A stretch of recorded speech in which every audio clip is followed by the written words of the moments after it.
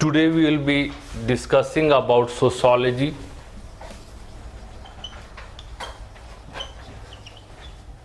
In reference to UPSC. Today is the introductory class. First, let us have an overview about it. Then we will enter into the subject matter. So first we will be talking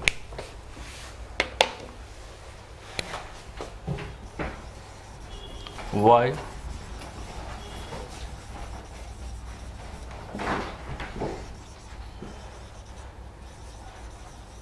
optional. Why to choose sociology?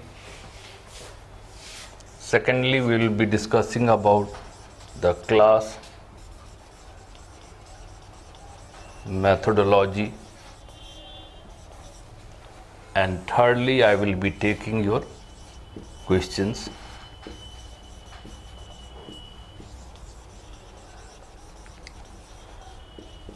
It means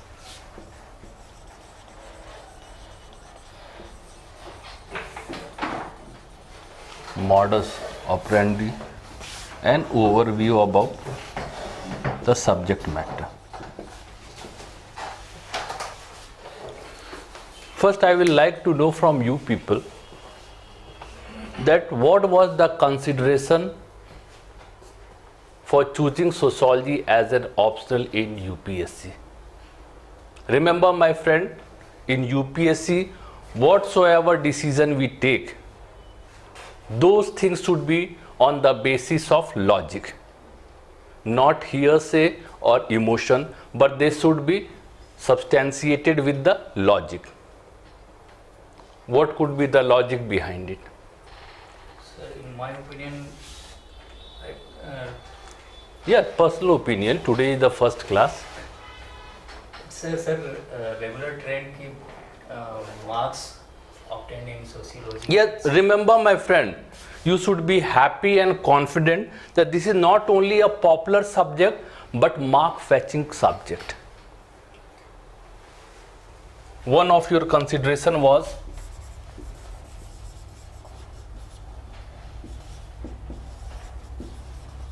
or scoring. Any other?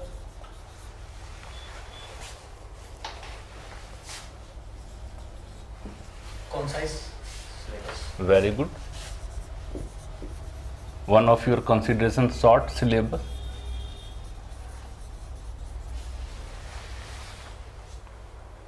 Any other thing? You should be interested in the subject. Okay.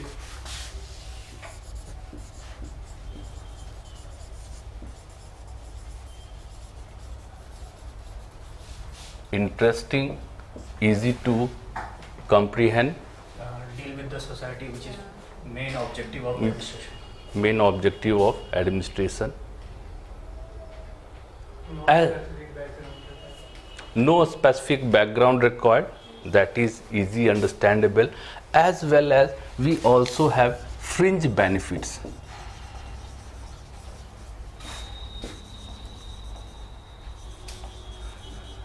What I have said, any decision should be supported by logic. Yes, these are the something you people have given me the answer, that this was the consideration before choosing the optional. Short syllabus. Yes, now I am a technical expert. I will tell you that how it is short syllabus. First of all, we have paper 1, paper 2,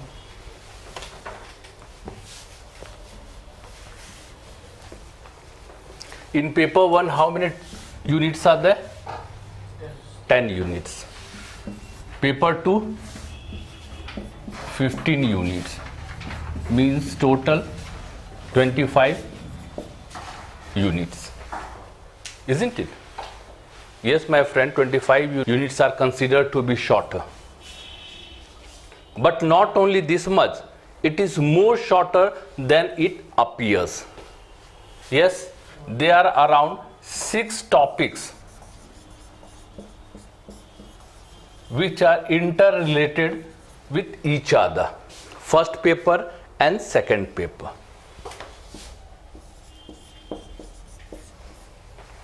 "19 units are there overall."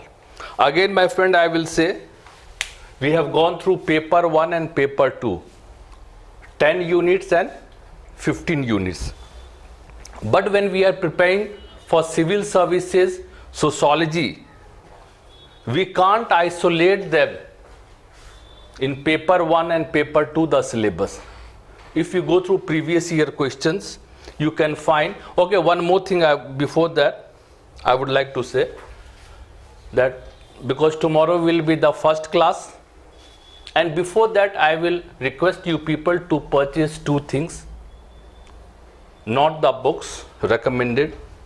First, dictionary of sociology, and second, previous year's question of sociology. Okay, my friend, these are of practical use, because I hope that 90% of you people don't have any background of sociology. So what will happen that when you are stuck with some of the terminologies of sociology, at least at that time the helping hand will be your dictionary. Only tomorrow in the class I will be the person to dispel your confusion, but it is a practical way that first of all you should refer to the dictionary. Second, I had recommended that was question bank of previous years. Again, what will happen that as we are completing the various units, you will find that you are able to answer those questions, and this will instill confidence in you that whatsoever we are going through, we are able to develop some insight about those things. So you will have the question paper, when we will be completing it, we will be also dealing with those things. Okay, these are very important things. I am not going to recommend you any books. When we will complete that coaching, then I will recommend, so that I won't have to bear any responsibility. No, my friend, actually then onward, once you have completed your coaching, then you will develop an insight about sociology. I hope 50% you will be a sociologist, and then only you can better understand the books what I am to refer. Books means 1 or 2 books, not more than that. Let us try to focus to our studies, or what are the practical things we are dealing here, instead of lot of books. We have our notes, we will go through those things. Okay, we will come to those topics. 2 things remember: dictionary and question bank. Okay, let us return.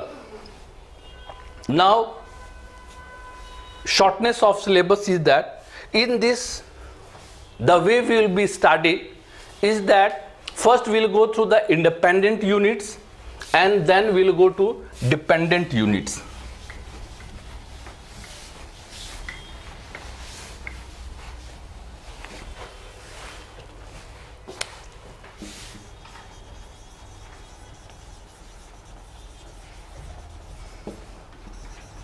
Units of paper 1 and 2.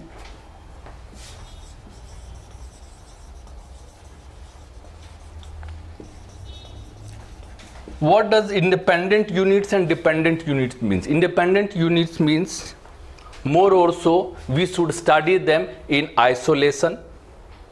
They don't have much linkage with the others while you are studying them.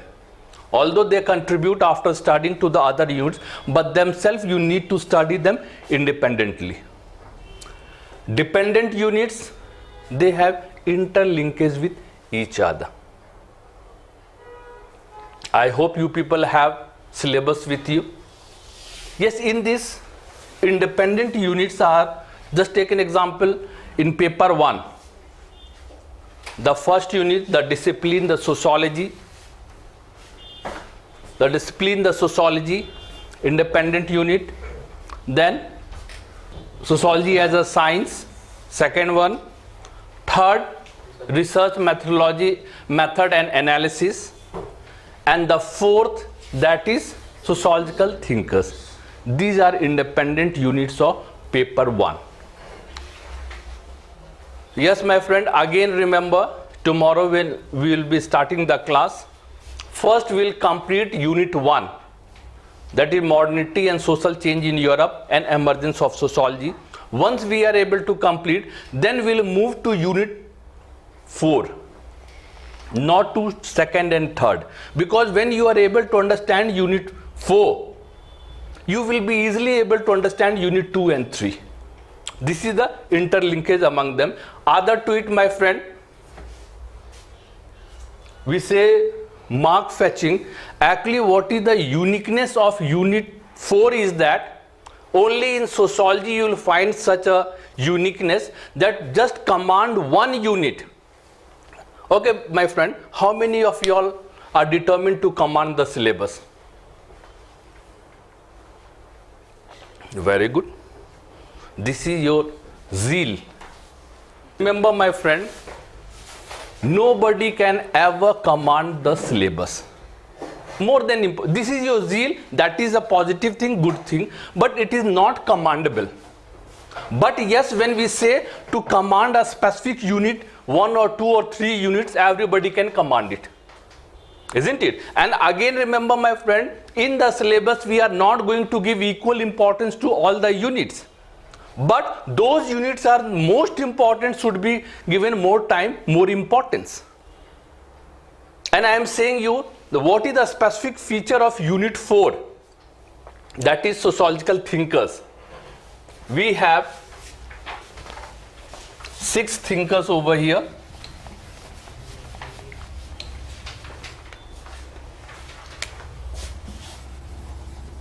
Marx,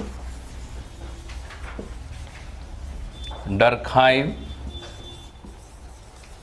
Weber, Parsons, Merton, and Mead. Only 6 thinkers with us. We can command it. You will be forced to command it. You need to command it. Why? First thing, that from this unit 4, every year without exception you will find between 45% to 55% of the question raised in paper 1. Means out of 250, around 125 will be raised from one topic. If you know the importance of that particular unit, why won't you command it? Yeah, we have the zeal. We need to command them, and it is commandable. Just go through the previous year and you will find that between 45 to 55% of the questions is raised from one unit. That is also the reason of one of the popularity. Because we can't command the syllabus, but we can command a unit. And remember, commanding those seats, directly we are getting 45 to 55. But indirectly it is helping. This particular unit is not only helping in your first paper, but also in second paper. Only when you take the help of these thinkers, your answer is going to be sociological. Remember, sociology is very easy to understand, but the scoring is more an art, not only knowledge. You can be a knowledgeable person, but till you don't have the art of formatting the answers sociologically, and also in new pattern, UPSC new pattern, just in 200 or 250 words you will have to write the answer, and it should reflect sociologically. It is more also an art. So this is again the uniqueness. Just you will find that once you have understood what I have said, that first after completing unit 1 will shift to unit 4, the most important part of sociology. Once we have clarity of concept of this unit 4, sociology is very easy. Other to it, you will find when we will move to other units also, you will find that they are contributing in other units also. Means it will become easier for you to understand other units. That is the reason we can finish sociology easily, because there I don't have to give you extra clarity about the concept of these thinkers. Already we are clear in this, and remember, this is the topic on which we will take the maximum number of days. Maybe 12 or 13 days we will spend on this particular unit. We know the importance about 45 to 55% of the question will be raised from here. First thing, and other thing, remember, marks in this unit 4 is like mathematics.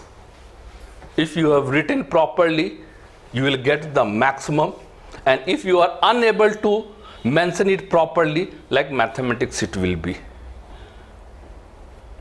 But again I am saying it is very much commendable. Okay. We have gone through the independent, okay, in paper 2. First we will complete the independent units. Paper 1 I have said you. Then in paper 2 again we have independent units. That is unit 1.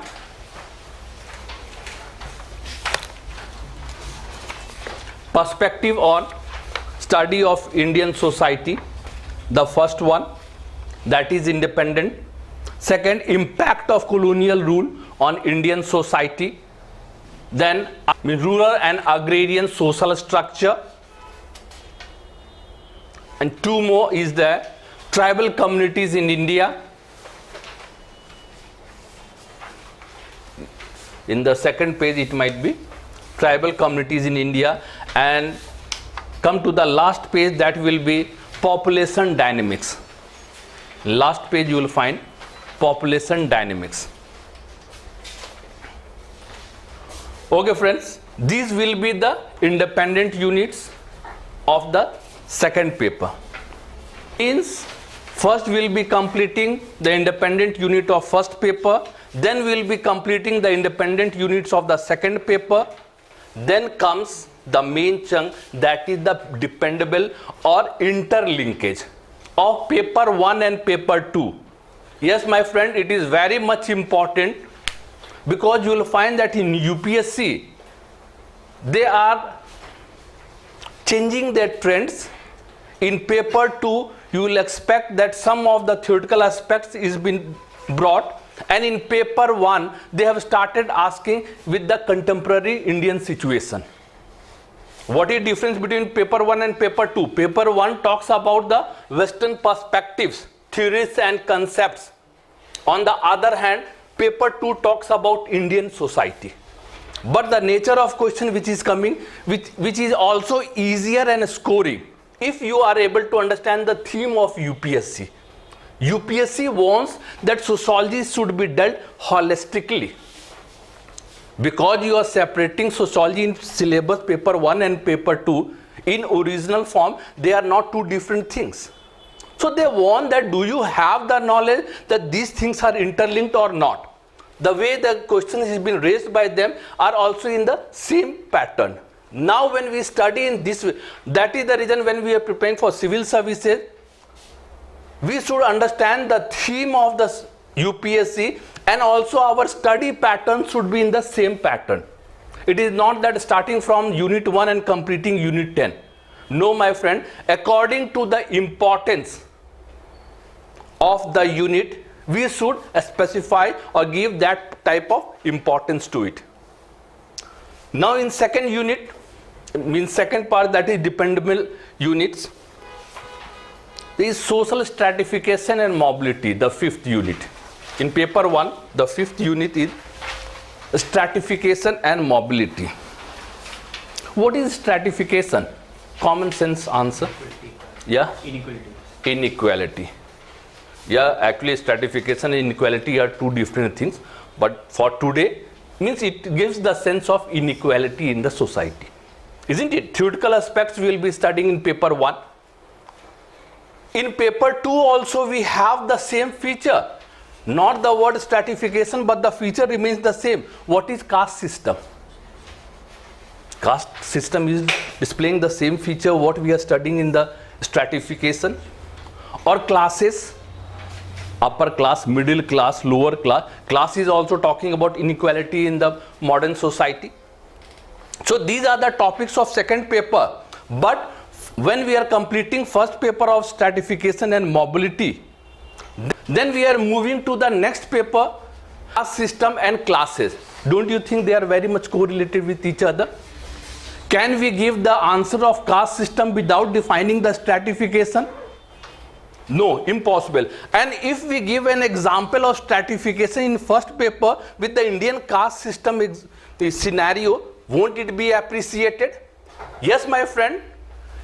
Examiners feels the appreciation for the answer because they consider that the candidate is totally clear about the concept or the clarity. Although it in first paper they are the Western perspective, but they are universally formed. Means it should be applicable in all type of society. And in India, if we are able to give Indian examples in the first paper, naturally there will be appreciation.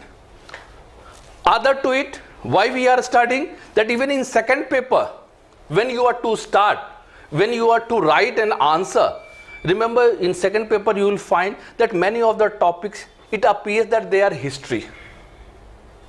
Impact of colonial rule on Indian society. Isn't it in history? My friend, and when it is a history, then why it has been included in the sociology syllabus? Means sociologically we need to analyze that why such thing is happening in India. What was the impact? If nationalism has come, what could be the sociological reason behind it, not the historical reason? Isn't it? In history we study about the historical reason. So don't be allured just by the title that it is a historical thing. Yes, we will include history, but those historical facts will be analyzed on the sociological background. Isn't it? Yes, first I have said that is stratification and mobility. Work and economic life in first paper.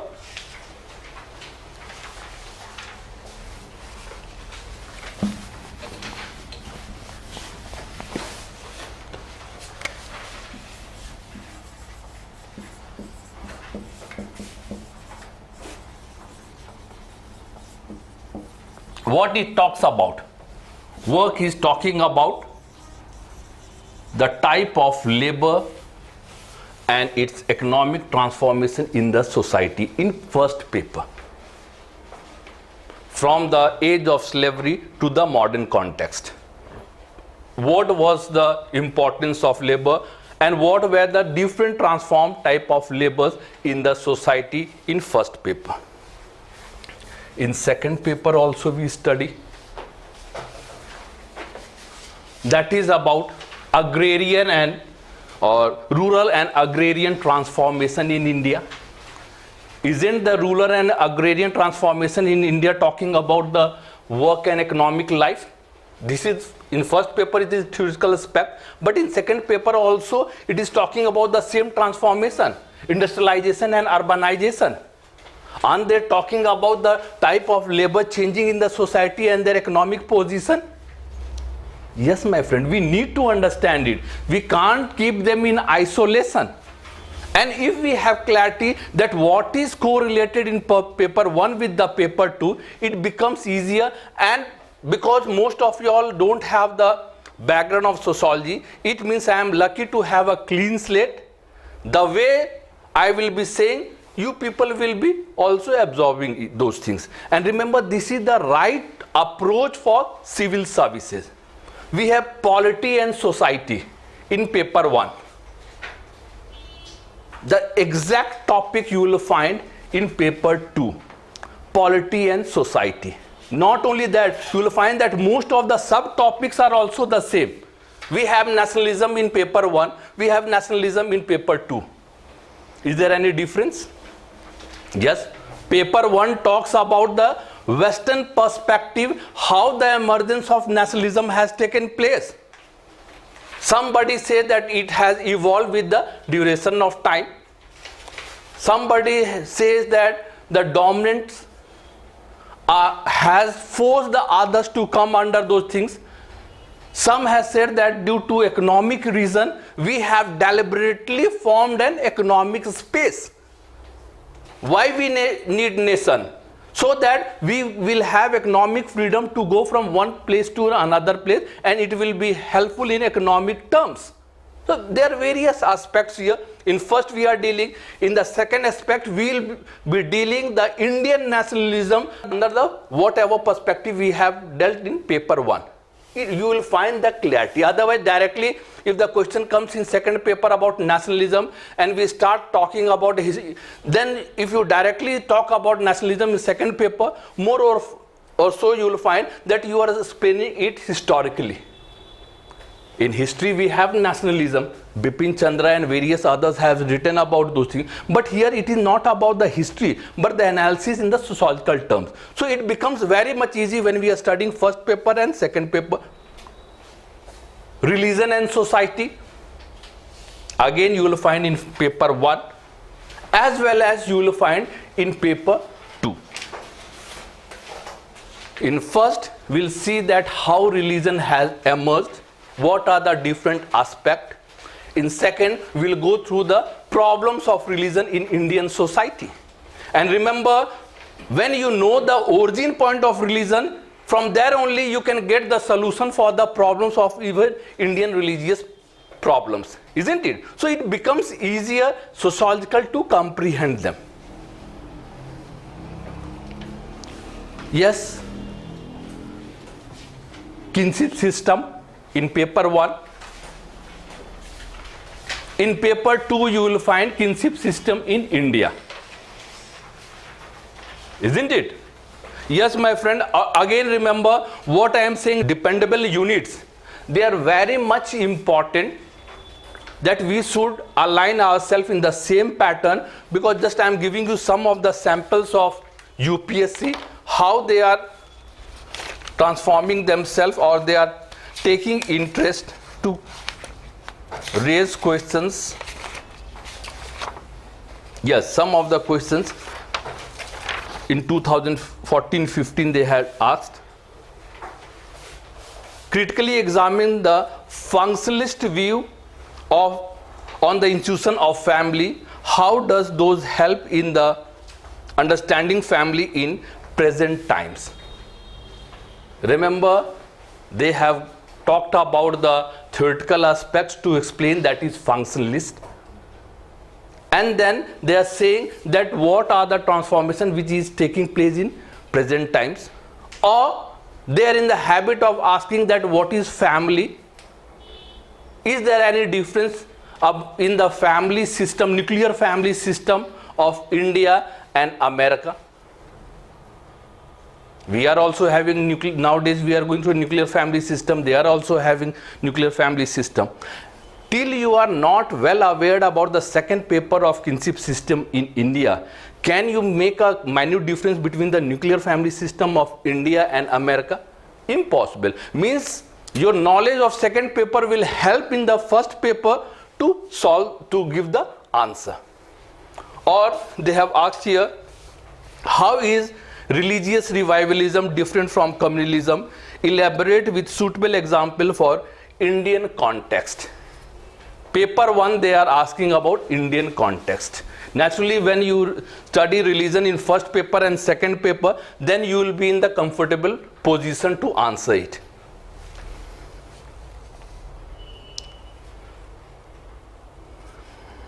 Yes, according to Marx, first paper, capitalism transformed even the personal relationship between men and women. Critically examined with illustration from the contemporary Indian context. First paper, they are asking you the example from second paper. Yes, one of the question was also asked, not here mentioned it is, that is they had asked to explain the traffic jam of India on the basis of the theoretical aspect of Merton. It means they are saying that the UPSC has separated the syllabus as paper 1 and paper 2, but the nature of the question will be for the intellectual interpretation, that is holistically from paper 1 and paper 2. Yes, my friend, the last thing, that is about the social change in modern society. The last topic in paper 1. What is social change talking about? Social change means transformation in the society, in the modern society. Again, along with this last topic, unit 10, will refer to the resembling unit in the second paper. In second paper we have rural and agrarian transformation in India. Other to it, social movement in modern India. Other to it, what is movement? Movement is also talking about the changes in the society. In the modern society, whatsoever changes. Now when the changes are taking place, the last topic of paper 2, you will find challenges of transformation. When change will take place, it will also throw some challenges to the society. What are those challenges? Caste violence. Because now we are moving towards the class system. Isn't it? We can just correlate those things with the recently what has happened in different part of India, Gujarat or other places. Ethical violence. Isn't it taking place? Remember, these are the repercussions of the changes taking place in the society. Violence on women. Why more? Because they are talking about empowerment. Isn't it? The changes is also throwing the challenges. So here we'll be getting aware about the contemporary challenges of the society. Got clear view about the sociology, the syllabus? First we'll have independent units. Very important because we need to develop clarity of concept. And once we have developed the clarity of concept, then we will move to dependent units. Other to it, remember unit 4, Bible of Sociology. Why? Because this will not only give you the best marks. What I have said, that 45 to 55% of marks will come from the same, means the question around 120 to 135 marks question you can expect from only one unit. This is one of the important thing. Second, more important than it, that when you are dealing with the other units, you will find their contribution. Third, when even if you are writing in paper 2, you will find their contribution. Why? Because the Indian sociologist, be it M.N. Srinivas, I.P. Desai, G.S. Ghuriye, these are the prominent Indian sociologists.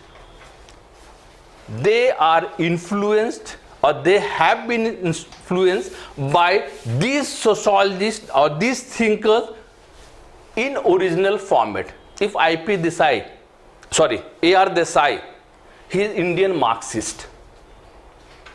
The moment we use the word Marxist, it means he is influenced by Marx. And in first paper, originally we have studied it. So it becomes easier to understand the theme, the mindset or understanding of the sociologist. M.N. Srinivas, he is functionalist. Actually, Durkheim, Parsons, Meads, they are considered as functionalist. When we'll go to that particular topic, I will talk about it.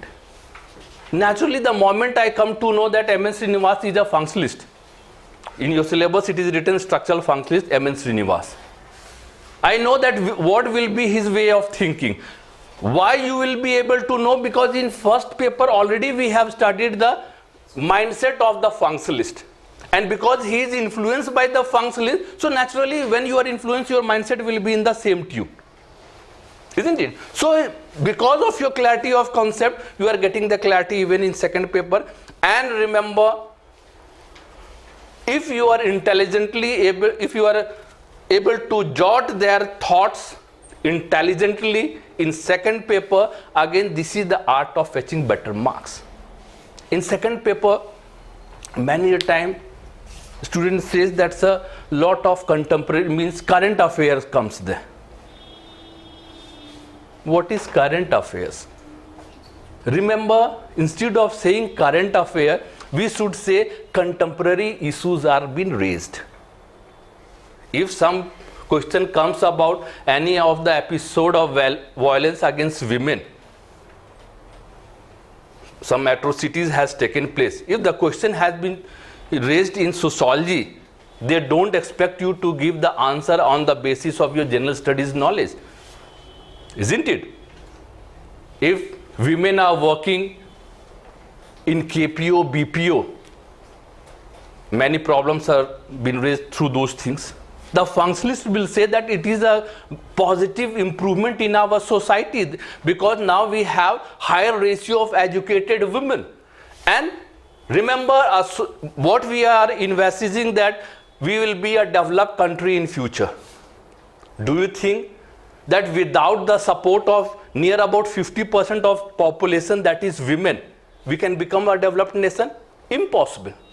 Isn't it? So these changes are taking place. Means sociologically you will have to give the answer. On the other hand, Marxists will give their expression that more or so the dominant classes are just taking an opportunity because away from the women, because they are just giving them an allurement, not the main basis of equality. Why? Because they say that although in our society they are, even our law gives them equal right, but in our society, Indian society, do you think it is working right now? Means property is here, and remember, when you have right of property, indirectly it gives you a mindset of security. What I mean to say, that when a sociological or current affair question comes, it don't take it as a current affair. It is a common way of gossip, that current affair. No, it is not current affair. Instead of that, you can say it is a contemporary issue, and sociologically we need to define the answer. Yes, other to it. Okay, that we will be dealing in the next. Clear about we had talked about short syllabus. Clear why it is shorter?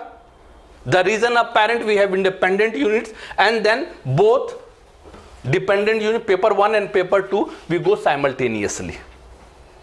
Second, you people has said marks fetching. It is more important. First, we are aware about the syllabus.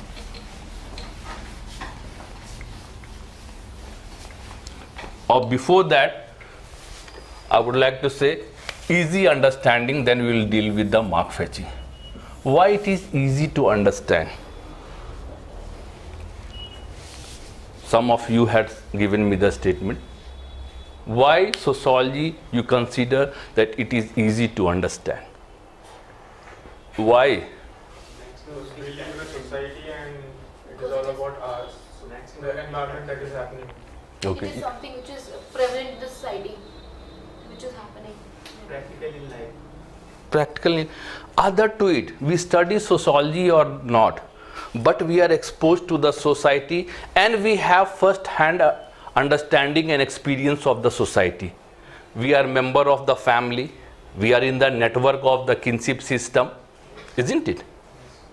Marriage and other things, we have observed it minus the theoretical and conceptual things. So when we are going through the theoretical aspect, our mind starts correlating, okay, these are the things we are well known. Means what are the things you have to remember? Who was the theorist? Who was the thinker or sociologist? Who has contributed to it? Otherwise, the explanation is very easily understandable. That is the aspect of, and that is the reason we can understand sociology easily. But remember, my friend, because you are able to understand sociology easily, it doesn't guarantee you high marks. That is one of the reasons that there is popularity about it. But yes, if you are able to understand it properly, and if you are able to develop the ability to deal it sociologically without any hesitation, you can be scoring better marks. Now what could be the reason for it? First reason for marks fetching or scoring in sociology, that is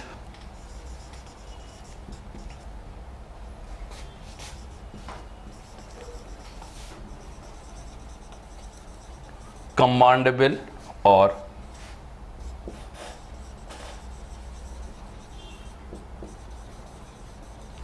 targeted approach.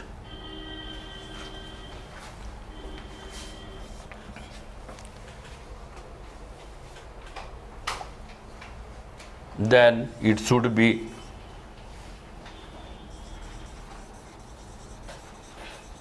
sociological, and third,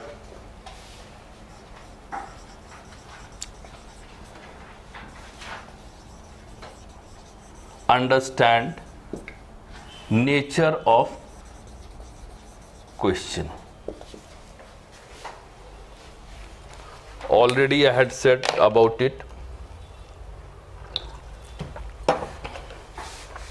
Targeted approach for the unit. What is the targeted approach? Unit 4. Nothing else, Unit 4. Lastly, I will be talking, not today, after the syllabus is over, that what are the units on which we should focus. Remember, never focus to all. If you are focusing to all, it means you are not focusing to anything. Here in our sociology UPSC syllabus, we can easily focus to the specific units. Already I have said Unit 4 means 45 to 55% of the question will be raised from one, and it is commandable. Not only one thing, it is commandable or the question is raised from here.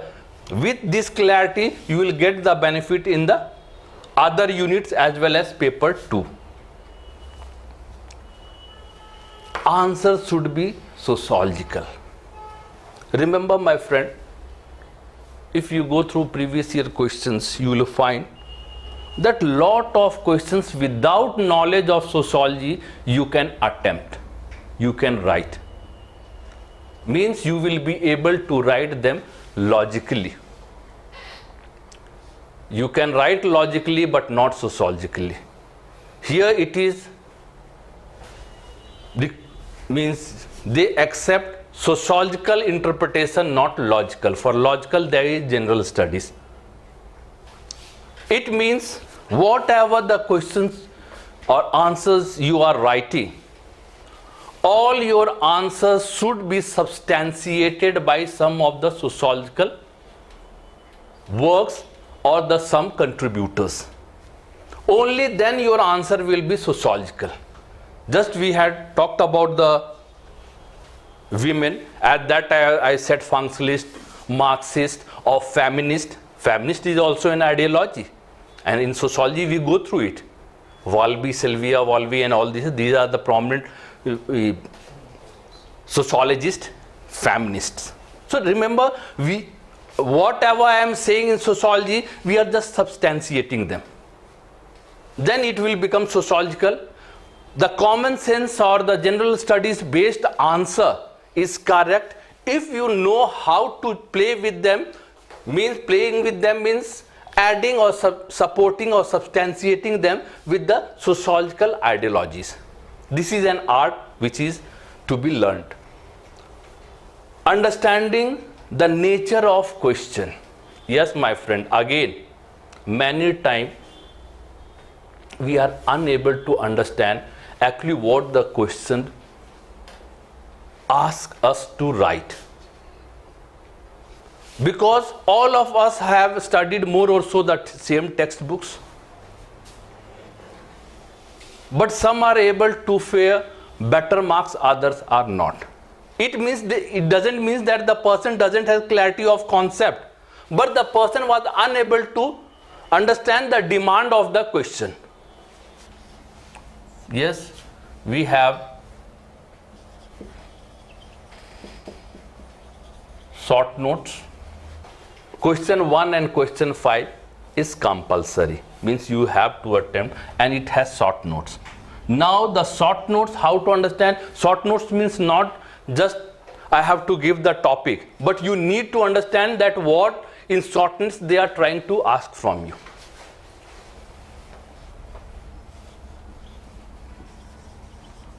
Closed and open-ended.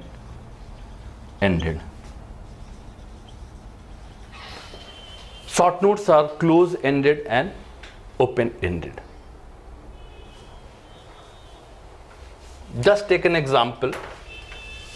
Marx has given a concept of alienation. Just for example, I am saying that what is the difference between closed-ended and open-ended.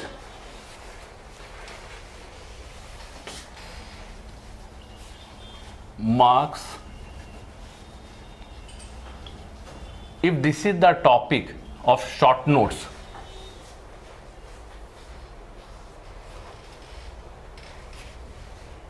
what we will be seeing? Remember, in our syllabus, we have only Marx alienation. Directly it has been mentioned in Marx topic, the alienation.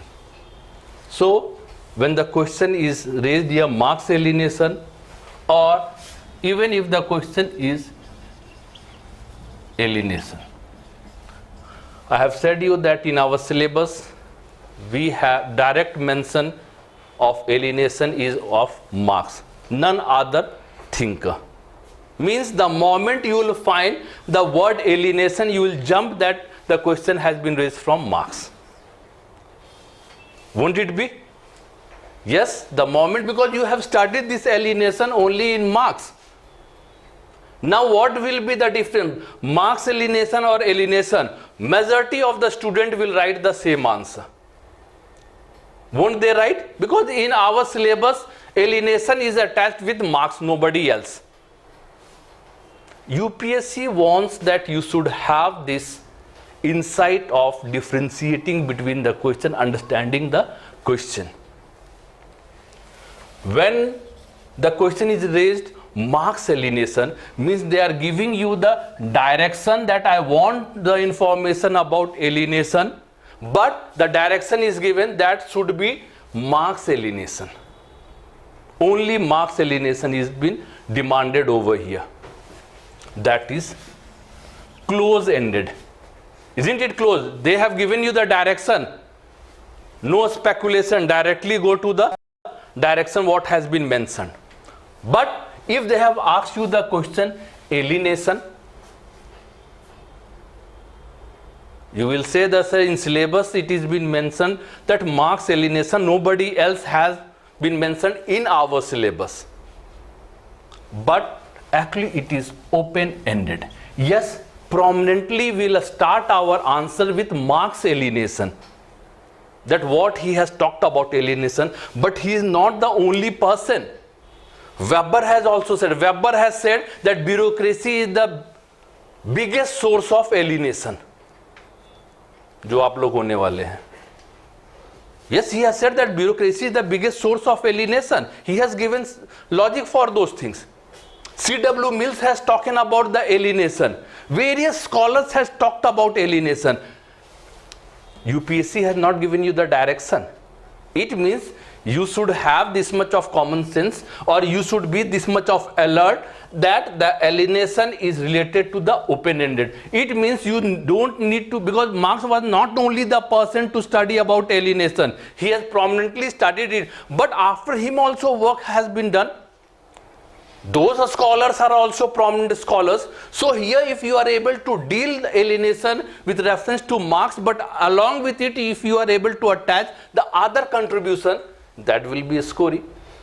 Because they have not given you the direction, then why you are taking your the direction yourself? If you are just writing Marx, means you are taking your own direction, they have not directed you. Understanding the nature of the question.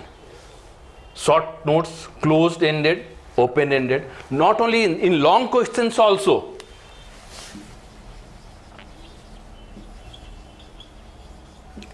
We need to know the keywords. Yes, my friend.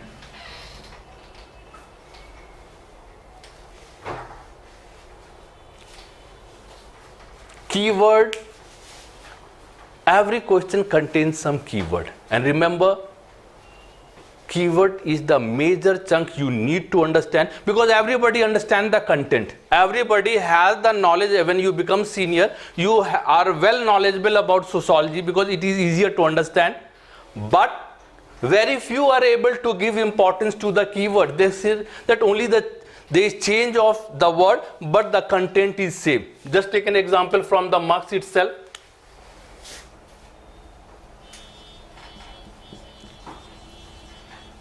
explain, discuss, critically analyze, various keywords are there. Explain alienation, discuss alienation.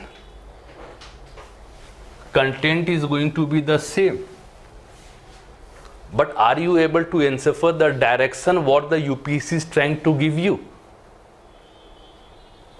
If you are unable to understand the direction, naturally you will jump to alienation. Everybody is able to write the content, but on the other hand, your friend is able to score better, or some is not able to score better. Question will be the same. Content is alienation. The keyword has changed.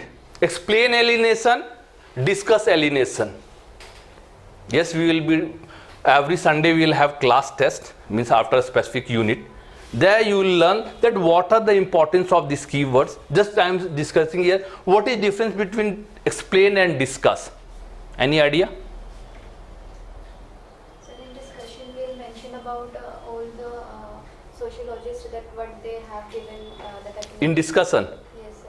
Like we will discuss that what are the statements given by the different sociologists. Very good, very good. And in explanation we will just define what is alienation and how it's being affected. Yeah, you are near about correct here. In explanation, wherever the word explanation comes, we need to explain the topic in an easier manner with some quoting some of the examples. Why alienation takes place? You need to give an example about that how the carpenter who is a shop owner and a carpenter who is worker, both are carpenter, but one position is of owner, another position is of worker, and how the difference in the status takes place, and even it affects the economic scenario. Through example we need to define the alienation. On the other hand, when we are to talk about discuss, yes, in discuss, naturally when the word is discuss, always remember my friend, at no place in sociology you will have or you should take the liberty to give your own opinion. Why? Yes, my friend, some of you may be even a PhD holder, but UPSC recognize all their candidates to be graduates, isn't it? And when you are graduate means you are mature but not a specialist, and they are considering their candidates to be graduates. And remember, if you are to give your opinion or criticize some of the sociologists or the thinkers, do you think you have the privilege? They are the expert of the means whosoever has been mentioned in your syllabus, remember, they have given a great contribution to sociology. Then only they are in the syllabus. Means they have done that much of research work, such a long experience, and you just a graduate. Can you criticize or give your own opinion? Impossible. Other to it, you may be a PhD holder, but that is not the parameter of UPSC. UPSC will consider you as a graduate itself, and as a graduate you don't have the right to give your own opinion. What does it mean? It means I should not criticize the sociologists or the thinkers. Yes, they are giving you that become intelligent. Now you are graduate means mature. You are a mature person. If you want to criticize any of the sociologists, take the help of the another scholar. That what? Because remember, nobody is perfect. It is impossible to be perfect. It means you may be one of the better performer, but you are not the best. Nobody can be at that.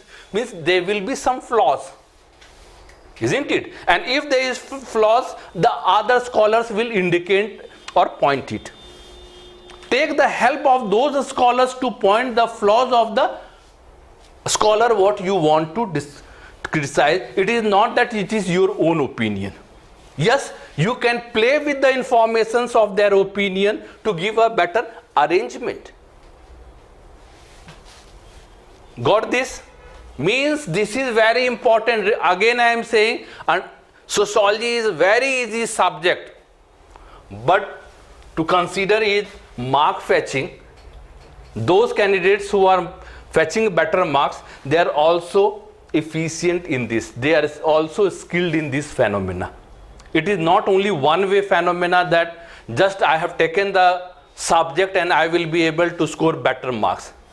After getting information of the subject, yes, it is very easy, but you will have to also develop these skills. Then only it becomes mark fetching, and I think that it is easier to develop those skills. And remember, there is no shortcut to develop the skill to fetch better marks. For that, you need to regularly do the writing practice. It is very much important in present format of UPSC. Just in 200 or 250 words we need to write. Traditionally, we are in the habit of writing introduction in 100 words and conclusion in 100 words. Then where will fit the body? And remember, body is very important. Remember, all the things are very much important. Introduction, body structure,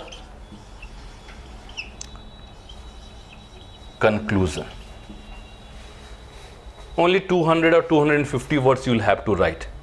It becomes very difficult because we are in the habit of giving better conclusion and introduction.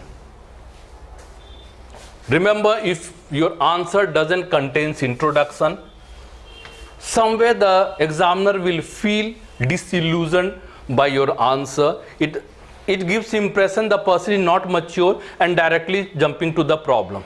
Before jumping to the problem, you need to create an environment to explain better the problem. That is introduction. In body, we are dealing with the main problem or main information what we need to pass about the specific topics. And once you have explained the body, you also need to conclude it. Now, without conclusion, if you leave the body well explained, while going through your answer, examiner will be very happy that the person is sensible, he has lot of knowledge, has given a sensible arrangement of sociological answer. But if there is no conclusion, means abrupt end will take place to your answer. Again, it creates an impression in the examiner. The person is well educated, has the knowledge, but not mature. Just think that when we see some movie, we start appreciating the movie and abruptly comes the end. Means we start thinking that something should be there to end it properly. Proper end is not there. The same thing happens with the examiner. Remember, it means examiner is a human being. Means psychologically you will have to influence them, and the psychological influencing is that maintaining the proper format, isn't it? So these will be the things which will be dealt. Yeah, one more thing, because many of you all have collected, or after admission you will be collecting the notes. There will be 8 booklets.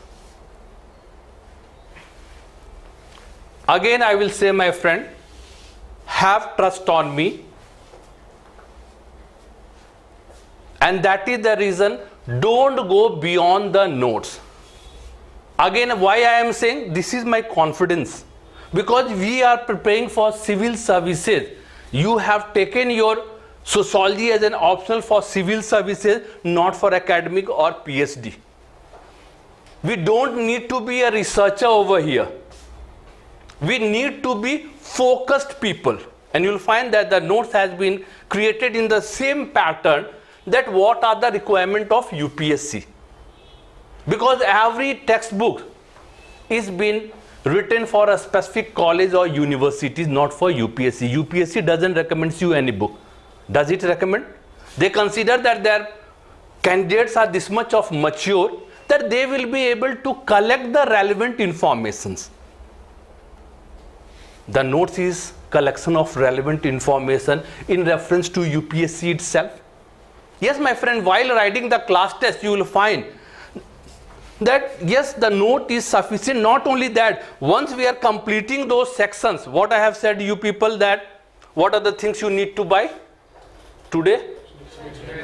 Dictionary and previous year question. Dictionary will be giving you helping hand.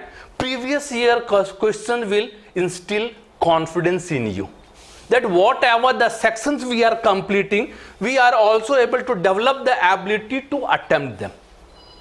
Remember, at first attempt you can't consider that your answer will have a polishing touch, but at least if you consider that I will be able to write it answer, or you are able to write the answer, it means that is the first win, isn't it? So this should be over there.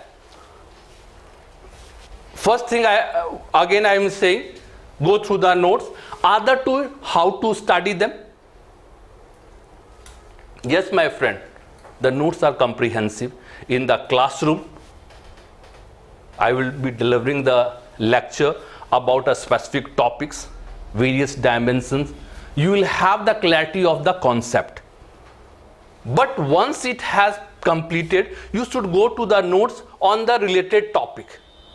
Somewhat it will be expanded format over there. And then thirdly, on Sunday, on the class day, the teacher will get the information what is your level of preparedness. Again, remember, my friend, don't consider class test as your exam. I have said the level of your preparedness means be a good learner. Try to commit errors. If you are not hiding your errors, it means there is chances of your improvement, isn't it? So during the class test, I will come to know that what other to it, you will get the valuable feedback, that what are the do's and don'ts. This is the way we will be learning those things. Secondly, what I am saying, that you need not to prepare the notes, but there should be some technique of your study.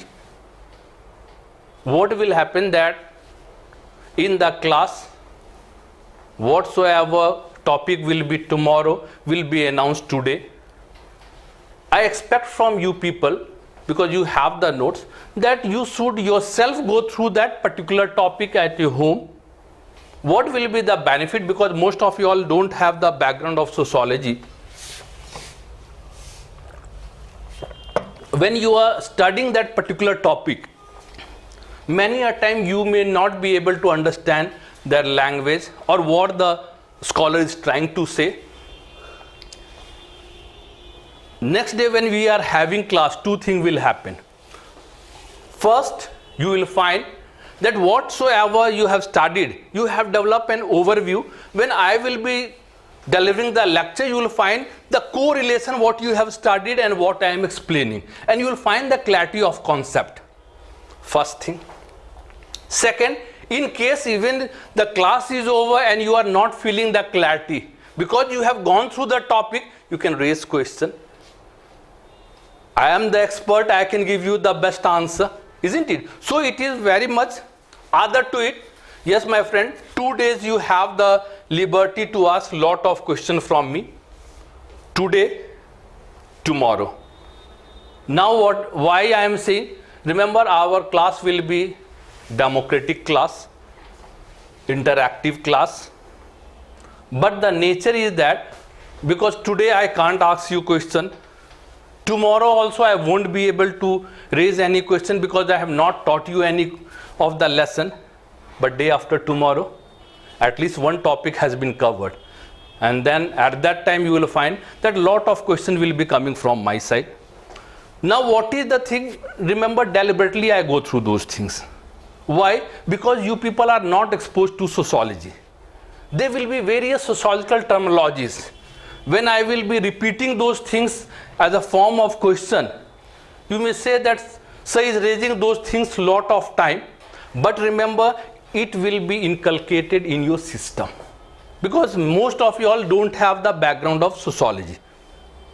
It is very necessary. Other to it, because I have a nature of asking question, you will find that after 2 or 3 days you will also be in the habit of revising the previous day's topic which has been covered.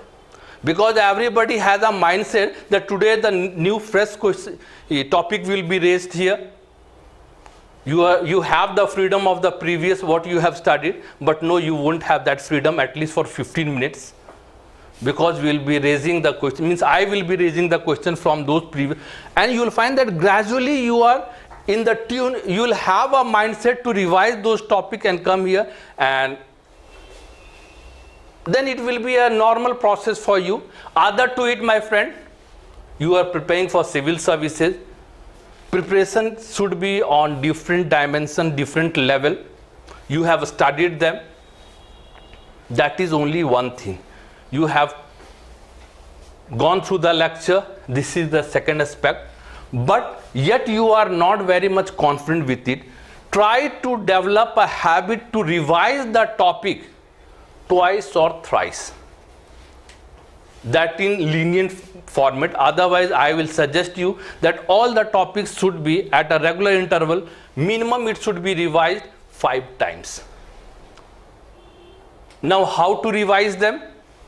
When you are going through the notes, you will find various terminologies, some codes, some factual information, that is the case study.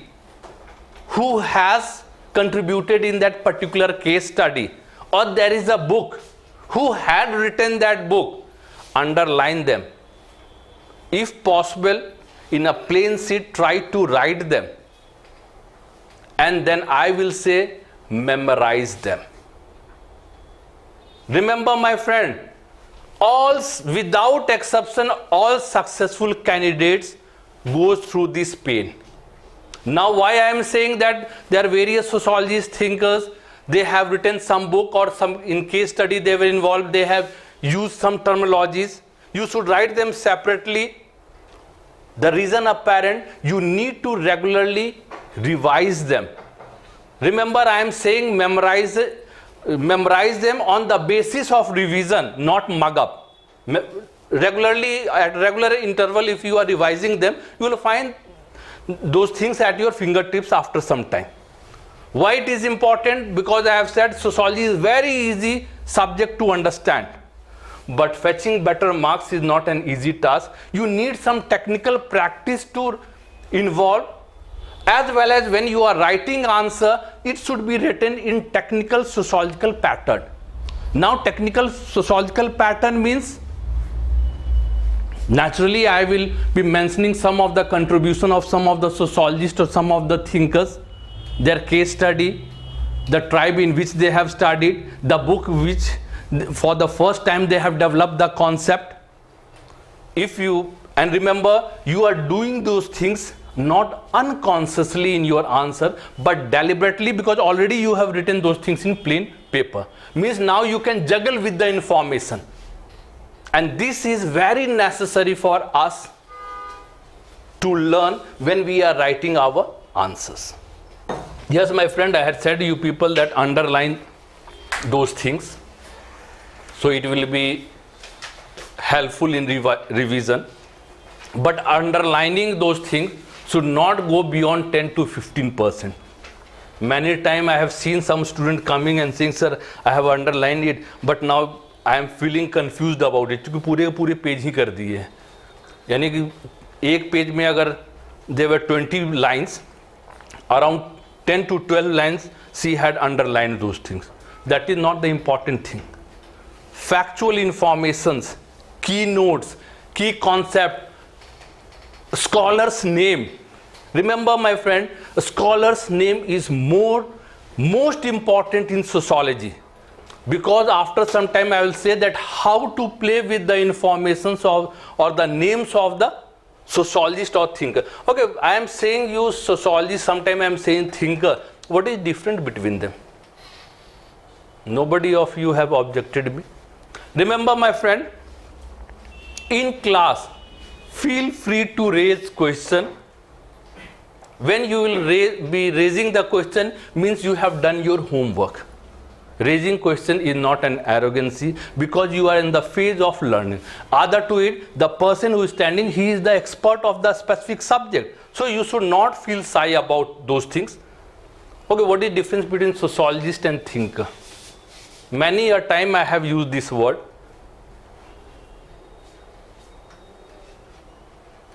More or so same. Remember, 6 thinkers we have said, we have not mentioned it sociologist. And when I was saying M.N. Srinivas, A.R. Desai, A.S. Ghuri, I had mentioned the word sociologist, not thinker for them. So naturally there should be some difference. Just common sense answer. What could be the difference? Thinkers have proposed something towards the society, where sociologists are those scholars who study sociology. M.N. Srinivas has proposed us dominant caste. The word Sanskritization, the word has been proposed by him. So naturally both are scholars, but there is a minute and major difference between. Yes? Like sir, most of the Indian so-called sociologists, they were earlier not the part of sociology. They were like studying other subject, and with the passage of time they took up the subject. Without any information you are alleging them. They are all PhD. In this, like later they converted the subject, but earlier. Remember, just 3% I have said: G.S. Ghuri, A.R. Desai, M.N. Srinivas. G.S. Ghuri was the teacher of M.N. Srinivas as well as A.R. Desai. Himself, he is Indologist. His students धोखा दे दिए. One became functionalist, another became Marxist. धोखा नहीं दिए. That is the grace to the teacher himself, means he made that student independent thinking people. Isn't it? So later on when you are a specialization, during the phase of a specialization you go through those things. Means both the M.N. Srinivas and A.R. Desai are student of G.S. Ghuri itself, but you will find all these 3 are from 3 different streams. Yes, when we say the word sociologist, it means the minimum qualification of that person is PhD. Yes, in modern context, if you claim yourself to be a sociologist, you should have the certification of PhD. That is research, and then only you get the right to criticize any scholar, because you are a researcher yourself. On the basis of your knowledge you are criticizing the other person. So sociologist minimum qualification is PhD. So you people can be a thinker, not a sociologist. What is thinker? For thinker there is no need of educational qualification. Neither they need to be from a specific discipline. Sociologists, the word says that they are from the discipline of sociology. But for the thinkers, there is no need to have a particular discipline. They have given a concept, and whichever discipline considers that it is relevant for interpretation of some of my topics, they can hire it from it. Marx, in sociology we are studying. In economics also you can find. In other subjects also you can find. Weber in political science, public administration, even in. So these are the thinkers, they are not bound with any. Means no certification is required to be a thinker. Other to it, they are not bound with any discipline. Whichever discipline considers that their way of thoughts can help to solve my problem, they will add into it. Got the clarity? Okay.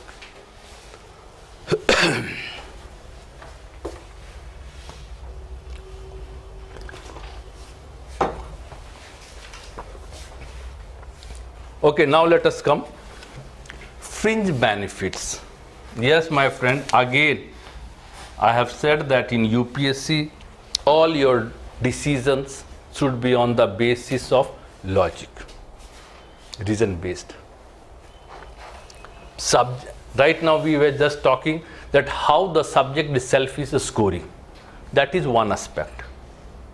Another aspect, that what are the fringe benefit, peripheral benefit of the subject matter, that is sociology.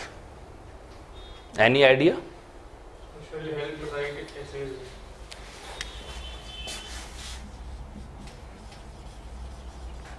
No other. Social justice, social issues, ethics. Yeah, in GS. Very good. And you can't avoid the interview. Can you think of any interview where they will be not talking about the social problems, the problems which is continuing in our society?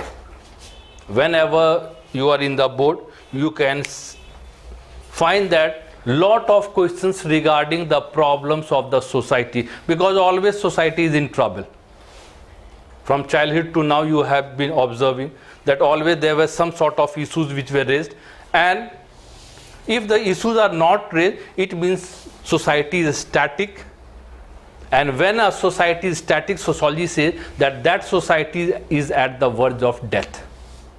There is a regular transformation in the society, and because transformation is taking place, so some people will oppose it, and some sort of disturbance is bound to take place in the society.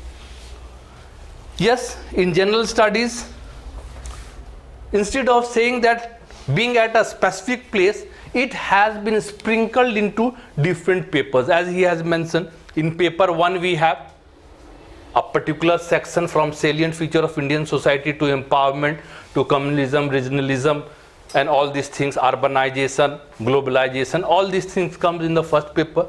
Even in second paper, what he has mentioned about the social justice and other relevant things, volunteer organization, self-help group, all this comes under the second. In third also, somewhat it has been sprinkled, land reforms or the extreme form, economic development leads to extremism. Naxalbari and all those things comes under this. Fourth paper, in two aspects it is important. First aspect, the direct, that is about the influence of family, society, education in inculcating value in the individual. This is the theoretical aspect. But the practical aspect, what will be helpful or what is helpful to the student of sociology, that is the case study. Yes, my friend, in sociology what we study? We study about the society, the group behavior itself. The thinkers will say you that what are the various conditions, in that various condition what should be the behavior of the individual. My behavior in my family is different. When I am in class it is different. When I am in with the friends it is different. When I am in the club it is different. So there are various, the individual is same, only situations are changing and the behavior is also changing, isn't it? For the stranger you will have different behavior.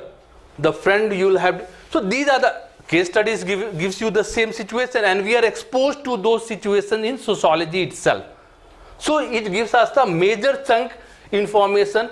Direct theoretical aspect is about inculcating of the values, but indirect practical way, remember my friend, in sociology, in paper 4 ethics, the UPSC is not demanding about lot of things, that what should be your academic level or philosophical level, that what Aristotle has said or what ABCD another philosopher has said. They want a practical solution to the case studies, that in a given situation how you are what is going to be your behavior.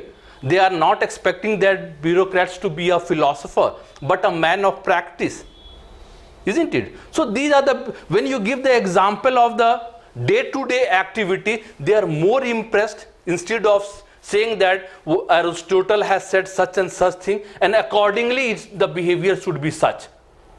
We don't expect that a common person will go in such a hefty way and come in the direct way. If anybody of you all had attended this Nikhil's seminar, at that, because he is the highest scorer over there, and in ethics also he had scored a highest marks, and in that he said that, sir, in a very simple way, just as I gave the sociological examples over there. Sociological examples means in sociology you will find the examples are about the day-to-day activities, and he just correlated his answers with the day-to-day activities in giving the logic over there. And this is really appreciated, because more also nowadays a gossip is going on that GS4 paper is more also a philosophical, we need to go through. Yeah, there are some sections. Some section doesn't mean the whole section is in the same trend. Okay, this will be in GS, it has been sprinkled. Another essay. Yes, my friend, 250 marks. Without any exception, every year you will find minimum 2 questions which have 2 topics which has been raised from social issues.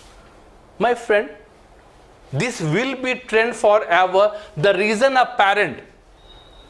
What is the purpose of bureaucracy? Remember, my friend, always try, when you are preparing for any examination, try to understand the theme of the examination. What is the purpose of bureaucracy? They are to serve the general public, isn't it? And when you are to serve the general public, shouldn't you be aware about their problems? You should be the most aware person about the problems. And when you should be aware, so naturally they are to put such type of contemporary social issues in the topics of essay. Means without any exception, go through the previous year and you will find without any exception, every year you can find it. Now, my friend, writing that topic of social issue can be beneficial as well as detrimental. Why harmful, detrimental? Because not you, the majority of the students attempts the same topic. It becomes easier. Newspaper padhe hain, magazine padhe hain. So we are able to develop an overview about any of the contemporary issue, social issue. So not only you, but the mass has written on that topic. That is the negative aspect. Examiner gets bored going through the same logic, same reason. Now, what is the plus? Then how can we say that it is plus? Yes, because we are being exposed to sociology, our way of interpreting that particular topic will be very different from the common people, whosoever is writing an answer on the basis of information collected from newspaper or magazines or various discussions. Why? Because academically we have been exposed to those problems. Just take an example. Caste politics in India, we know.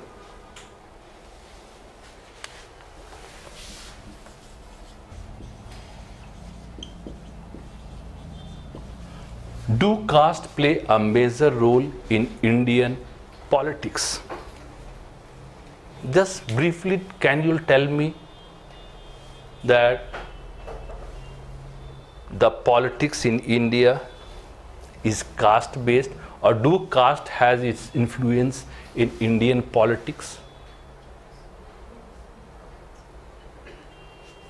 All of us agree, isn't it? The same thing happens even in essay. Means what is the general consent, or the common man has their own way of thinking. What our media feeds us, what our general studies information feeds us, on that basis we start our answer. More or so, the examiner will get fed up because everybody is giving consent over here. It doesn't mean that if you write against the common thing which is existing, you will get a better marks. Yes, but you should have some logic to agree with it.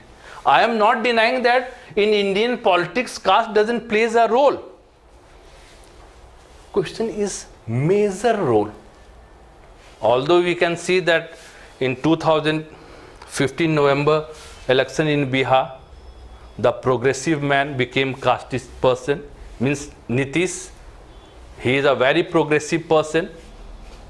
He was voted second time also on the basis of his progress, his administration. He is personally a very good person. But under political compulsion, we see that somewhere he got himself aligned in the way of caste system. Now, my friend, it is not necessary that directly you should disagree with the whole topic itself. An intellectual will only disagree with those topics which are not relevant, and they can also take the consent that others are applicable. If I am to write an answer, when you are exposed to sociology, when you are to write the same answer, you will be differing in your answer format, and that makes the difference. What I have said, majority of you people are agreeing it, but without the logic, you will just start quoting the information that in Karnataka this was the combination, in Bihar this was the combination, UP this is going to be the combination. Such type of logic you start providing. These are logically illogical. Everybody knows it. What new you are trying to give me? Yes, my friend, I am also not denying that caste doesn't play a role, and here it is talking about Indian politics. When we are talking about politics, means political system, we have national level politics, regional level politics, political system, and even local.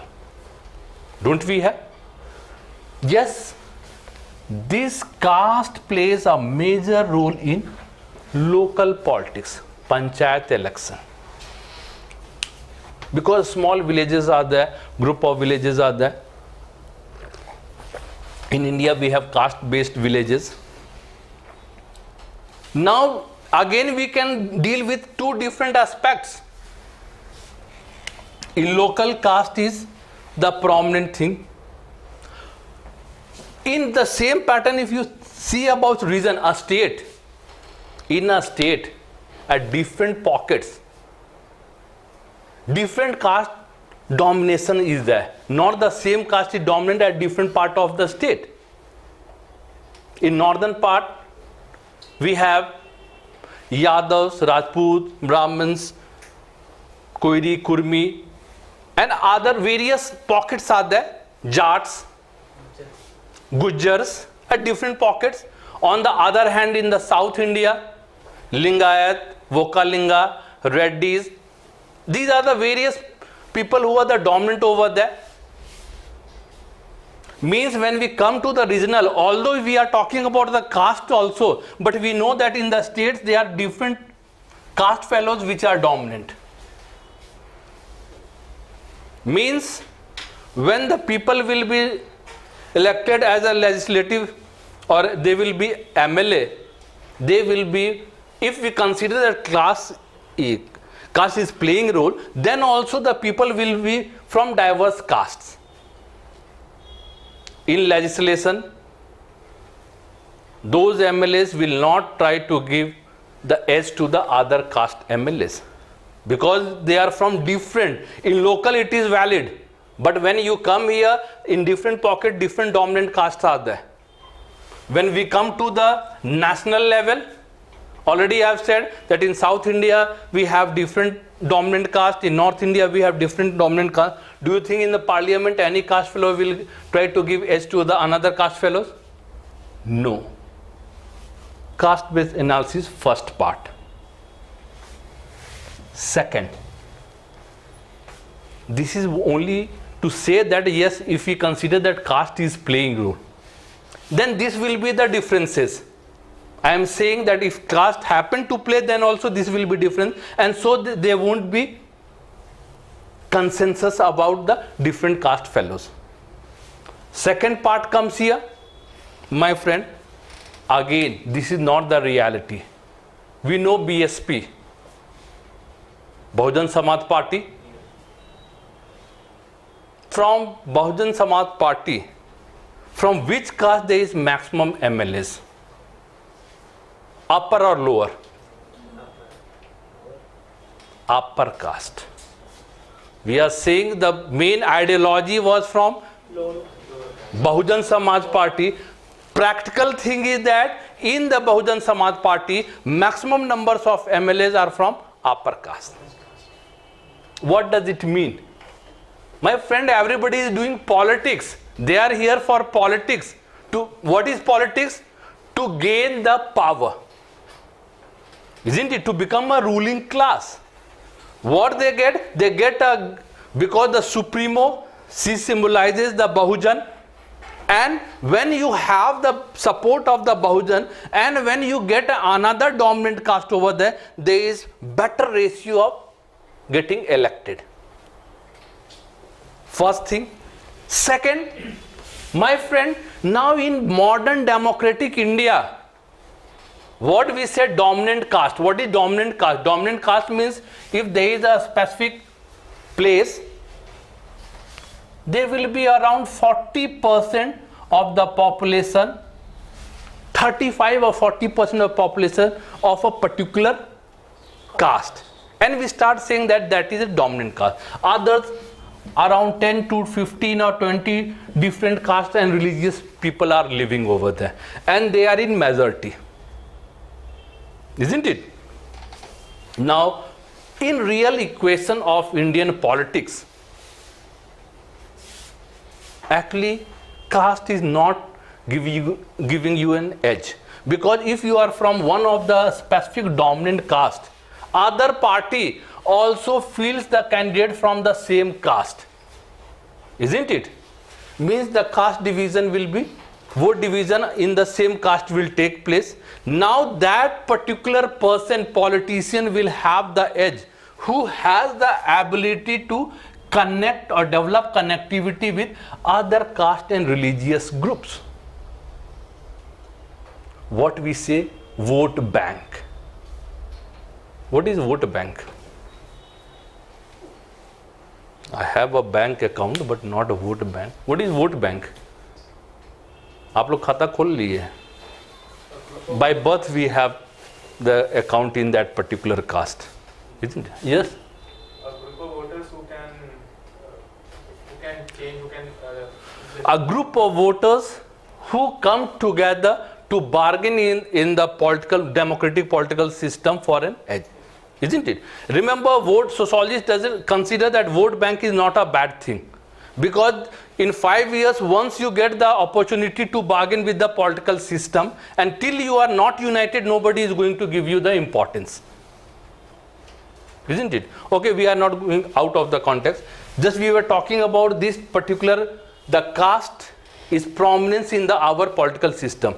In reality, again, remember, you are just discussing the thing objectively. Subjective interpretation or discussion is required when you are writing an answer. Internally, what I have said, the dominant caste is there on that basis, but it will be divided, and those candidates may be from any group. Those candidates will be able to get elected who have the ability to interconnect with the various caste and religious group people. Doesn't it happen? Yes, at many constituencies you will find that the person who is the winner, he belongs to a minority group, or he was not from the dominant caste group. It happens in our Indian society. So this is also the mechanism through which our politics is going on. So remember, objectively it appears in our society that our society is caste-based society working in or engineering in the political system. But subjective calculations is very much different. We are not denying that caste doesn't play a role, but I am giving you the analysis how it gets diffused. Don't you think? All of us has written on the same topic, but the interpretation is very much different from one to another, and this brings the difference in your essay paper.